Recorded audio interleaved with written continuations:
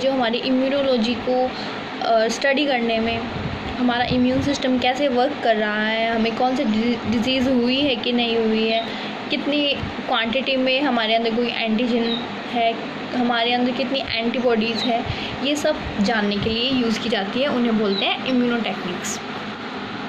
तो हम स्टार्ट करते हैं। Antigen antibody similar to enzyme substrate interaction. जो एंटीजन और एंटीबॉडी की जो इंटरेक्शंस होती है आपस में, वो एकदम वैसे होती है जैसे कि किसी एंजाइम और सबस्ट्रेट का इंटरेक्शन होता है। जैसे कि आपने पढ़ा होगा लॉक एंड की हाइपोथेसिस, इंड्यूस्ड फिट हाइपोथेसिस, इन्हीं की तरह होती है एंटीजन एंटीबॉडी की इंटरेक्शन।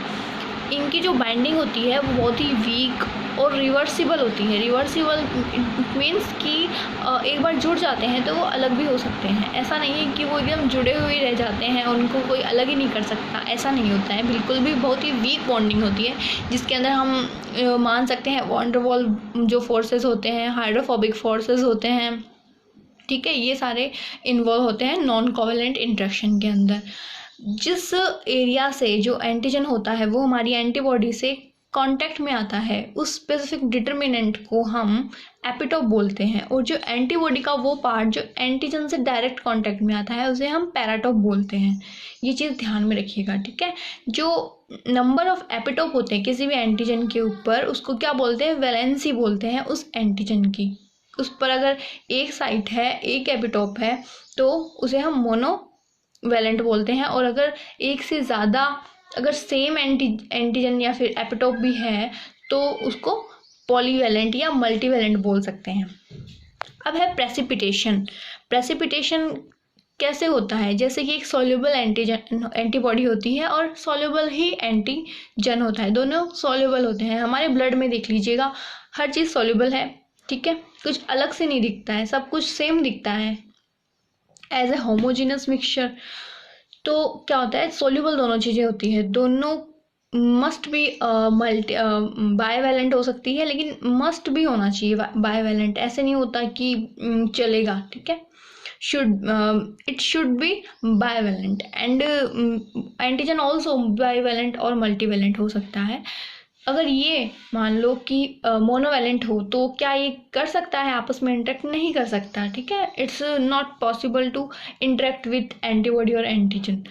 जैसे ही आपस में इंटरेक्ट करेंगे ये कॉम्प्लेक्स बना लेंगे जो कि होगा इनसॉल्यूबल। इसी वजह से प्रेसिपिटेट हमें पता चलेगा कि ये प्रेसिपिटेशन की प्रोसेस हो चुकी है कंप्लीट।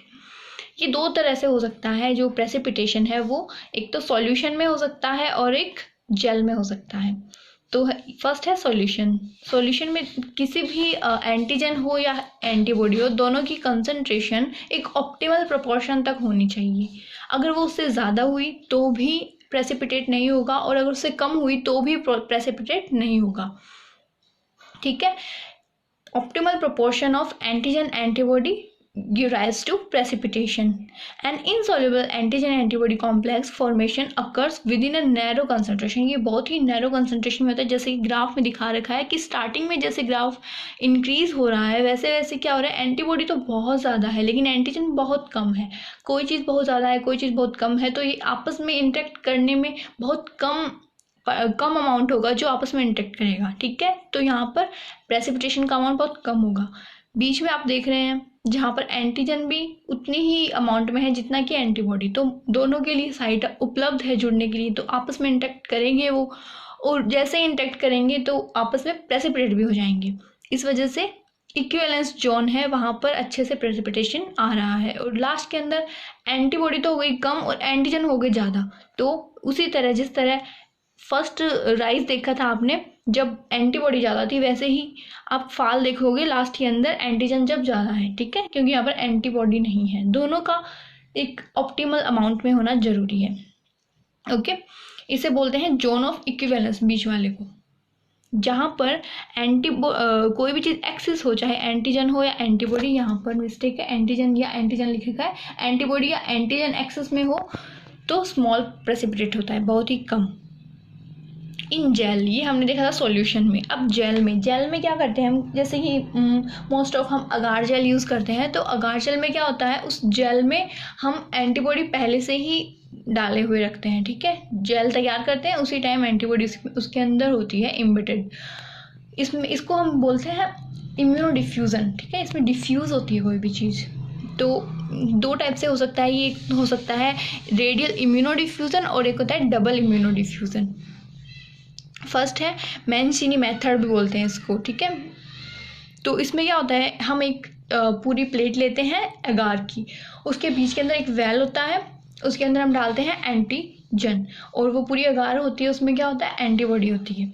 तो क्या होता है, जहाँ बीच के अंदर एंटीजन ज़्यादा है और साइड में कम है, तो बीच में से जैसे जैसे डिफ्यूज़ होगा और जैसे जैसे एंटीबॉडी से इंटरेक्ट होगा, वहाँ प्रेसिपिटेशन रिंग बनेगी। सेकंड में आप देख रहे हो प्रेसिपिटेटिव रिंग बन रही है, लेकिन बीच में कम बन रही है। क्यों? क्योंकि एंटीजन ज़्यादा है। और लास्ट में भी नहीं बन रही, क्यों? क्योंकि एंटीबॉडी कम है, सॉरी एंटीबॉडी ज़्यादा है, एंटीजन कम है।